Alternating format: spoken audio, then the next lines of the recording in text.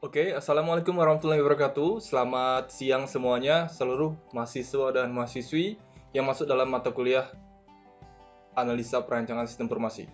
Oke, nah di pertemuan kali ini ya kita akan bahas diagram level 0. Nah, seperti kalian lihat ini. Nah, jadi setelah minggu lalu kita udah bahas tentang diagram konteks, ya. Konteks itu kan ada satu bulatan dan dua peta begitu ya simbolnya ya. Nah, konteks itu ibaratnya gambaran. Nah, makanya kalau misalnya ada sebuah acara, apa kita buat konteksnya seperti apa? Nah, itu maksudnya gambarannya seperti apa? Itu gambaran. Makanya hanya ada satu bulatan dan dua peta. Nah, di diagram level ini artinya diagram dengan level yang paling atas, ya. Jadi dia akan menjelaskan tentang input, proses, dan outputnya. Oke, nah kenapa saya jelaskan melalui video? Saya memilih melalui video supaya begini, ini kan sifatnya tutorial. Ya, nantinya setelah saya kasih penjelasan, kita akan buat satu diagram level 0 seperti ini, yang nantinya sudah pasti akan kalian buat juga untuk tugas akhir kalian. Ya, di semester 6, pada saat mau tamat-tamatan tuh nanti. Nah, pasti ada membuat model seperti ini. Ya, makanya kalau dengan melalui video, suatu saat nanti kalian kapan butuhkan tinggal dilihat lagi. Nah, beda dengan kalau kita buat dengan Zoom kan hanya pada saat itu saja ya. Memang bisa direkam, ya kan, tapi kualitasnya kan pasti beda. Kemudian kalau ini kan bisa melalui tahap editing supaya tampilannya bisa lebih baik, resolusinya lebih bagus dan sebagainya. Oke? Nah, itu jadi mohon disimak dengan baik bagaimana cara-caranya, tahap-tahapnya sampai jadi seperti ini. Oke ya? Nah, jadi kita masuk ke diagram level 0. Mohon diperhatikan dengan baik. Nah, jadi kalau misalnya lihat seperti ini, inilah tampilan diagram level 0. Nah, nggak usah bingung dengan panah-panahnya, nggak usah bingung dengan ini ada peta, ini kok petanya ada garisnya seperti ini. Nah, apa bedanya seperti itu? Ini kita bahas satu-satu ya. Nah, jadi diagram diagram level 0 itu yang utamanya ada 3. Ada input, proses, dan output. Ya, input, proses, output. Nah, ini pasti semua anak teknik komputer udah tahu lah ya. Input, proses, output itu adalah sebuah proses dalam sistem. Ya, input datanya diproses, menghasilkan laporan atau output. Nah, kemudian bisa dilihat seperti ini. Di sini ada peta biasa. Nah, ini yang disebut entry atau data entry. Ya, entry itu kan berasal dari kata enter ya. Bahasa mudahnya seperti itu. Enter itu artinya memasukkan. Jadi entry itu data yang dimasukkan atau yang memasukkan data. Kira-kira gambaran penjelasan simpelnya seperti itu. Nah, di sini ada entry, dia masukkan data barang ke input.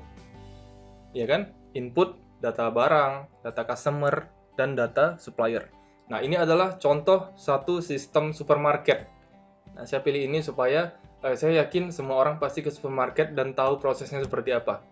Ya, kalau yang belum pernah supermarket, segera silakan ke supermarket setelah selesai belajar ini ya. Oke? Perhatikan bagaimana proses di supermarket itu. Oke? Nah, input, proses, output ada 3. Nah, jadi data entry masuk kemari.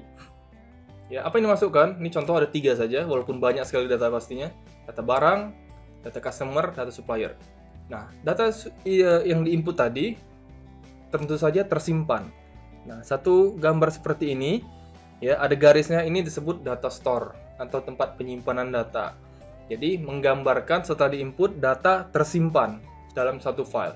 Nah, apa saja yang tersimpan? Ada data barang, data customer, data supplier, tersimpan ke data barang, data customer, dan supplier. Ya, file barang, file customer, dan file supplier. Nah, dari sini masuk ke proses. Nah, 3 file yang itu tersimpan ini kan masuk ke proses. Ya. Kemudian proses dari data 3 ini diproses menghasilkan apa? Menghasilkan sebuah file data penjualan. Ya, siapa yang beli, barangnya apa aja yang dibeli, kan begitu.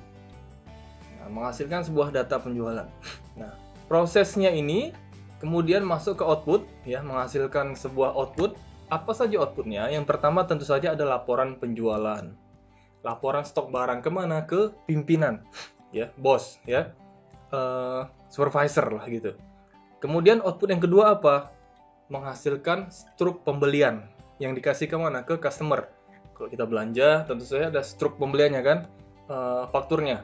beli apa aja, harganya berapa, total berapa, dan sebagainya. Itu termasuk salah satu laporan juga. Nah, dikirim ke customer. Kemudian dari output ini menghasilkan apa? Setelah penjualan berhasil menghasilkan apa? Menghasilkan sebuah data laba perusahaan, keuntungan perusahaan yang dicetak dalam sebuah bisa jadi buku besar, itu masuk ke akuntansi lah. Ya, nanti bisa dipelajari lebih lanjut di mata kuliah akuntansi atau data statistik dan sebagainya. Nanti itu ada. Oke. Nah, data itu tentu saja masuk kembali ke entry. Ya, karena nggak mungkin dia mengambang begini saja kan, pasti dia harus di entry. Nah, di input lagi, sampai disitulah prosesnya berputar. Oke. Nah, bagaimana cara pembuatannya? Ayo langsung saja kita simak. Tentu saja untuk membuat tampilan seperti ini, ya, ini saya minimize dulu. Kita akan buka satu file Visio. Nah, saya pakai Visio 2019. Kalau bisa kalian juga pakai Visio 2019. Supaya apa? Supaya tampilannya sama persis. Jadi apa yang saya klik, apa yang saya klik kanan, klik kiri, saya pilih, semuanya sama persis seperti ada yang di laptop kalian. Ya, setelah tampilan seperti ini, maka pilih Basic Diagram. Ya, tampil seperti ini, maka langsung saja di create. Oke. Nah, di sini ada beberapa. Kita tambahkan satu komponen, satu shape. Ada di sini. Kita pilih more shape. Kemudian pilih flowchart dan pilih miscellaneous flowchart shape. Klik. Nah, nanti akan tampil di sini. Ya, ada data store, proses, entity, dan sebagainya. Ingat, ketika ingin membuat diagram level 0, nah, ada 3 yang saya jelaskan tadi apa? Ya, kita tambahkan dulu 3.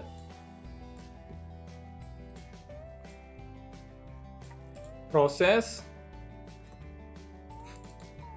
Ya, ada input. Ya, saya buat huruf besar semua biar jelas. Input. Ada proses, ada output. Oke. Nah, input, proses, output ini yang paling penting supaya dia datanya gampang nanti dibuat. Jadi kalian buat 3 dulu ini, input, proses, dan output. Nah, kemudian jangan lupa di bagian sebelah sini ya ada konektor, langsung saja dihubungkan karena ini memang pasti terhubung. Ya, input ke proses, proses ke output ya. Nah, jangan lupa kembali lagi ke pointer tool. Nah, input, proses, output langsung dihubungkan. Nah, kemudian kita tentukan. Ya, ini kan sistem supermarket.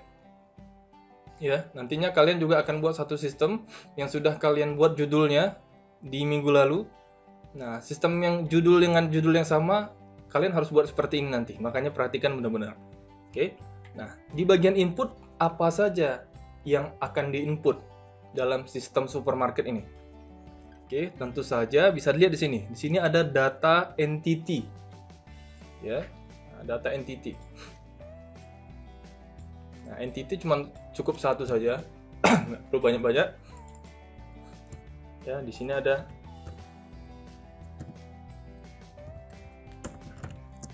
ya data entity. Oke. Nah, setelah masuk kemari, pilih bagian konektor, langsung dihubungkan. Ingat cara menghubungkannya. Ketika kita arahkan sini, dia akan di warna hijau kan. Nah, akan ada muncul 4 titik seperti ini. Oke, tinggal pilih saja salah satu titiknya sampai muncul petanya seperti ini. Ya, peta hijau. Klik tahan, kemudian arahkan kemari. Ingat, pada saat diarahkan kemari, kita bisa pilih kemana aja. Tapi pilihlah yang paling dekat. Di sini, lepas kliknya. Nanti akan muncul satu panah seperti ini. Oke, bisa ya. Nah, data apa saja yang diinput sama dia? Nah, caranya tinggal double klik di bagian panah. Nah, kita bisa buat di sini yang pertama apa? Data customer. Ya. Kenapa penting data customer? Karena supermarket banyak sekali yang menerapkan member. Ya, ibaratnya kalau misalnya kita ke Indomaret atau ke Alfamart kan ditawar tuh, mau sekali membernya kak? Biasanya saya jawab enggak gitu ya. Jadi banyak sekali datanya. Kalau misalnya ada yang bilang iya, tentu saja itu akan dicatat. Itulah menjadi data customer. Nah, kemudian ada data barang. Ya, tentu saja punya data barang. Kalau ada data barang, apa yang mau dijual ya kan gitu. Namanya supermarket. Nah, di setiap barang juga ada data supplier. Ya, misalnya Citato itu suppliernya siapa? Ya, misalnya Indomie suppliernya siapa? Bisa jadi ada 2 supplier masuk satu barang, ya kan? Nah, nanti data supplier itu ada siapa dealernya yang mengantar, ya kan? Siapa agennya yang mengantar gitu. Jadi kalau misalnya ada masalah, ini kerjaan siapa ini? Siapa yang ngantar? Nah, datanya lengkap. Begitulah supermarket. Jadi ada 3 data customer, data barang, sama data supplier. Ya, S-nya saya kecilkan aja biar seragam. Oke. Nah, setelah tersimpan data ini 3, tentu saja akan menghasilkan 3 file. Nah, 3 file itu apa? Kita cari di sini. Bagian sebelah sini ada data store 3. Ya, data store 3. Oke. Nah, pertanyaannya mungkin ada yang begini, Pak, kenapa data store 3? Mana data store 1 dan data store 2-nya? Ya kan? Nah, kalian carilah itu alasannya, nggak perlu saya jelaskan panjang-panjang di sini. Cari alasan di Google, kenapa itu nggak ada data store 1 dan 2. Oke? Nah, setelah kita tarik, ya, kalau seperti ini dia, ini kan cuman kita besarkan gini. Pak, saya mau menggeserkan ke panjang, supaya ke kanan, supaya lebih panjang. Kok nggak ada? Nah, karena apa? Karena kita masih masuk ke mode konektor. Nah, makanya pilih pointer tool. Nah, akan muncul berapa nih titiknya? Akan muncul 8 ya. Nah, kita bisa tarik begini. Oke, kecilkan aja. Nah, mungkin taruh kemari ya. Kan menghasilkan 3 file. Nah, untuk mengkopinya ya bisa dibuat baru, tapi kalau buat baru kan beda bentuknya. Nah, kita mau copy yang ini saja, bisa klik kanan, copy, kemudian paste. Ya, tapi saya lebih suka dengan cara saya sendiri. Ya, ditahan Ctrl Ctrl, kemudian saya klik tahan tarik. Nah, ini berlaku di seluruh software buatan Microsoft Word, Excel, dan sebagainya, cara copy file seperti itu. Termasuk Microsoft Visual Basic juga copy objek seperti itu caranya. Tahan Ctrl, tinggal ditarik. Oke, nah ini akan menghasilkan 3 file. Jadi peta begini, ada 1 garis di sini. Ini menghasilkan keterangan kalau ini adalah data store. Oke, nah kita langsung tarik saja konektornya dari sini kemari. Dari sini juga ya, pastikan ketika arahkan kemari dia muncul dulu peta hijaunya, jangan seperti ini. Ini beda. Ini namanya narik konektornya. Nah, muncul peta hijaunya, seperti ini, gini. Klik tahan baru arahkan kemari. Ya, muncul peta hijau, arahkan tahan tarik kemari. Oke, lupa kok begini hasilnya, makanya hati-hati pelan-pelan. Ya, biarkan dia lepas dulu. Klik tahan, tarik kemari. Oke, nah, jadi bagus ya. Nah, seperti ini. Mungkin supaya cantik ya, pilih pointer lagi, kita arahkan supaya dia pas ke tengah.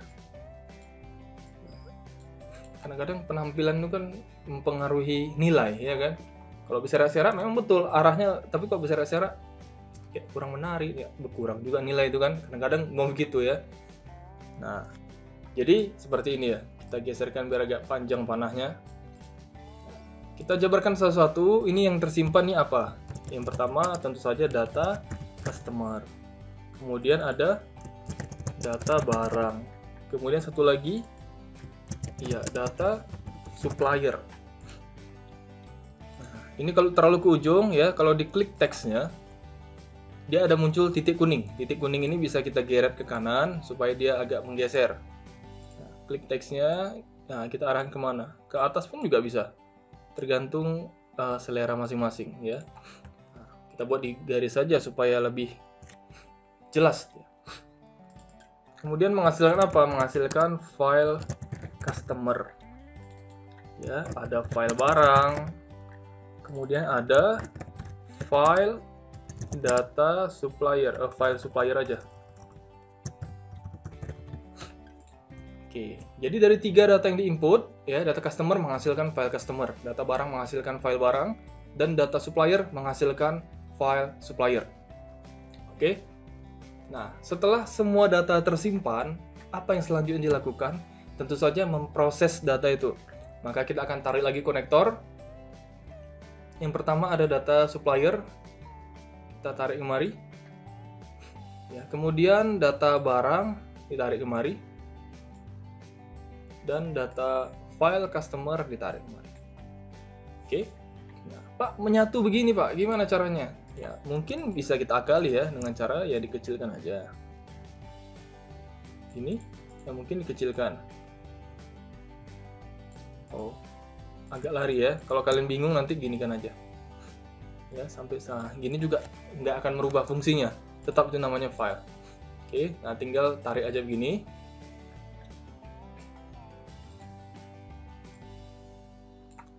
Klik sini. Dijajarkan dia. Ini harus kita jabarkan juga. Ini file customer. Ya. Nah, lari dia kan, tinggal klik aja teksnya, kuningnya tarik supaya dia kemari. Oke. Nah, ini file barang. Double klik. File barang, klik di sini.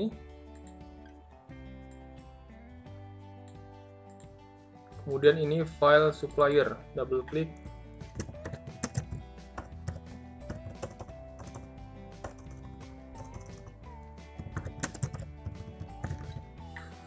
Ya, file supplier, klik teksnya, tarik kemari. Oke. Nah, kalau kerapian nanti kalian ratakan aja, rapikan sendiri ya. Kira-kira seperti inilah cara merapikannya. Oke, nah kalau dibuat di sini nggak mungkin karena ini kan terdiri dari 3 garis yang menyatu ya. Kita nggak tahu itu file barang, file customer atau file supplier. Nah makanya dibuat langsung di sini. Ya, buat satu ruang supaya dia muat di sini. Kalau di sini kan semuanya udah menyatu, langsung masuk ke proses. Nah setelah 3 data ini diproses, ya menghasilkan apa saja? Nah, tentu saja akan membuat file baru nggak? Ya ada nggak di situ relasinya. Ya, kalau misalnya di MySQL ada nggak viewernya? Ya, kombinasi antara 2 tabel menghasilkan satu view baru. Nah, kalau ada, tentu saja harus dibuat. Ya, dalam proses tentu saja akan menghasilkan satu file baru. Ya, bernama apa? Bernama file penjualan. Ya kan menghasilkan satu file baru tuh kan, menghasilkan file penjualan. Nah di file penjualan inilah tersimpan seluruh siapa yang siapa yang beli, ya kemudian siapa yang beli itu dia beli apa saja, ya dan barang yang dia beli itu file supplier dari apa saja, semua tersimpan dalam satu file bernama file penjualan. Ya tentu saja ini harus kita keluarkan dari proses. Nah, kalau terlalu ribet seperti ini, nah ginikan saja. Sama aja ya, file penjualan yang dihasilkan dari proses tadi. Oke, nah setelah proses tentu saja akan menghasilkan satu laporan atau output. Nah maka kita masuk output. Nah output apa saja yang dihasilkan? Tentu saja banyak. Nah tapi kita berfokus kepada siapa saja yang menerima laporan tadi. Nah, penerima laporan tentu saja yang pertama kali sudah pasti ada bos atau ketua ya. Kita kecilkan dulu sini. Nah, tentu saja pimpinan. Nah, pimpinan menerima output apa saja. Ya kan? Nah, tentu saja ada laporan penjualan. Ya kan? Ada banyak sekali ya, penjualan lah, termasuk laporan penjualan. Penjualan saja udah cukup ya. Nah, kita geser dulu biar rapi. Oke. Nah, kemudian yang kedua, siapa lagi? Ini kita lihat dulu di sini. Iya. Di sini menghasilkan data penjualan, data barang, customer, supplier bisa dilihat oleh si pimpinan ya, laporan penjualan, laporan stok barang. Ya, laporan penjualan, kemudian laporan stok barang juga bisa.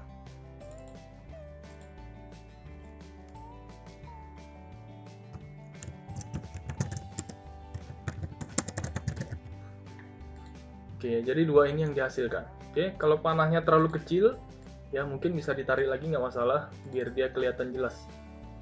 Oke, nah dari file penjualan ini, ya jangan sampai terlewatkan apa saja yang masuk kemari.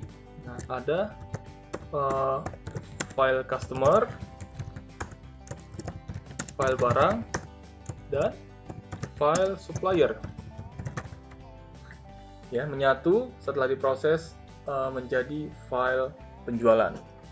Oke, kalau ada terjadi dari beberapa file lagi, nah silakan dibuat lagi, ya. Nah, kemudian masuk ke output lagi ya. Penerima satu adalah pimpinan, yang pastinya akan menerima laporan penjualan sama laporan stok barang, ya. Namanya aja bos, pasti dia kan harus tahu nih, satu hari ini laku apa saja, ya. Kemudian berapa orang yang tergabung dalam member misalnya di laporan penjualan ada. Kemudian stok barang-barang apa saja yang paling laku, yang paling laris, yang jarang dibeli, semuanya ada di laporan stok barang. Nah, itu nanti pimpinan yang melihat itu secara langsung. Nah, kemudian laporan apa lagi yang dihasilkan dari sebuah sistem supermarket? Nah, tentu saja ada satu laporan lagi bernama, ya, penerimanya adalah customer atau orang yang beli. Nah, customer kan menerima apa? Iya, customer menerima faktur.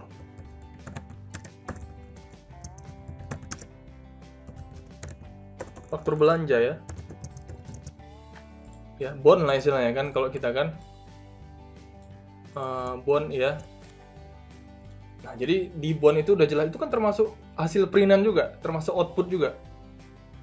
Siapa customer kita, kemudian barang-barang apa saja yang kita beli, berapa jumlahnya masing-masing, harga satuan, sampai total, kalau ada diskon, semua di situ ada tertera jelas di faktur penjualan. Nah, penerimanya siapa? Tentu saja si customer. Nah, oke. Nah, bisa kita lihat tadi seperti contoh yang tadi. Ya, ada dua, pimpinan dan customer. Nah, faktur belanja. Nah, apakah sampai sini sudah selesai? Tentu saja belum. Ya, secara teknis sebenarnya sudah. Tapi secara proses bisa jadi belum. Kenapa? Karena ada satu lagi.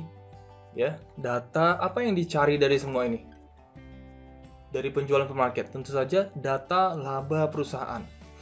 Ya, ini contohnya saja. Nah, dihasilkan oleh output, ya, itu kemana?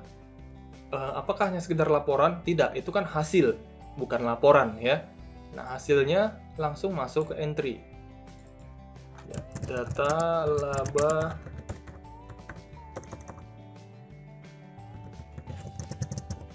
karena dia kan nggak boleh mengambang gitu, harus ada tujuannya ke entry. Nah, si entry inilah nanti menginput penjualan apa, akan diproses lagi, harus seperti apa, dan sebagainya. Tapi ini gambaran saja. Oke?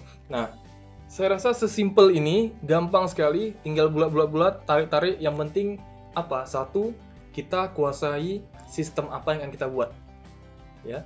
Jangan berpikir ini, mudah, nanti-nanti aja, jangan. Kenapa? Karena memang seperti inilah nantinya kalian tamat. Syarat tamatnya itu ya seperti ini. Ya, buat diagram konteks, buat diagram dan sebagainya. Membuat sebuah sistem. Itu anak informatika. Ya kan? Kalau anak akuntansi lain lagi. Kalau anak desain lain lagi. Anak informatika ya seperti ini, membuat sebuah sistem. Ya, selain mempelajari bahasa pemrograman, juga mempelajari bagaimana cara membangun sistemnya. Jadi, ada 3 proses, input, process, output. Ya, ada entity-nya, ada konektornya, tinggal dihubungkan dengan cara yang tadi. Kalau kira-kira penjelasan saya terlalu cepat, silahkan diulang saja videonya, ya, gunakan fitur lambat dan sebagainya. Kalau ada pertanyaan, langsung aja di kolom komentar YouTube-nya, nanti akan saya jawab. Oke, nah mudah-mudahan video ini berguna, ya, bisa disimak dengan baik, jangan pernah sepele dengan ilmu apapun, ya, disimak dengan baik karena ini pasti kalian pakai, ya. Kapan butuhkan, tinggal tonton ulang videonya. Oke, nah, harapan saya itu saja. Semoga semuanya paham dengan ilmu yang diajarkan dan bisa sehat selalu supaya bisa tetap belajar dan tamat tepat waktu. Oke, terima kasih. Sampai jumpa minggu depan.